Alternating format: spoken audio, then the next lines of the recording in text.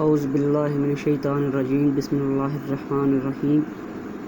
السلام علیکم دوستو، انگلش سیکھنا آج کل ہمارا اہم مقصد بن چکا ہے، کیونکہ it has become an international language today. English کے بغیر آج کل زندگی کے کسی بھی شعبے میں کوئی بھی کام نہیں کیا جا سکتا۔ تو آج سے ہم ایک سیریز کا آغاز کر رہے ہیں جس میں ہم ٹینسز کو باقاعدہ طور پر سیکھیں گے۔ تو آج ہم جس ٹینس کے بارے میں سیکھیں گے وہ ہے present indefinite simple tense. Present indefinite tenses simple. اب دوستو، اس کو اردو میں پہچان، اس کی شناخت کیسے کی جائے؟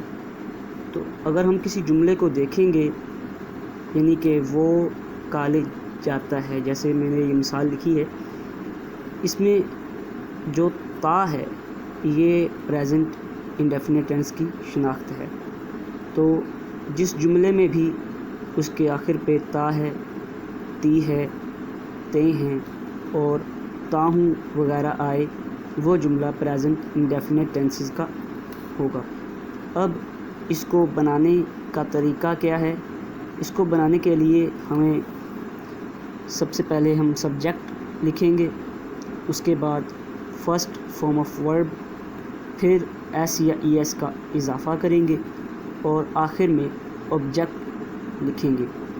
اب دوستو، ہم اس کی کچھ ایگزامپلز دیکھتے ہیں۔ ایگزامپل نمبر 1، وہ کالج جاتا ہے۔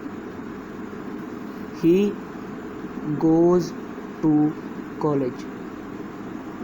ایگزامپل نمبر 2، وہ کھانا کھاتی ہے۔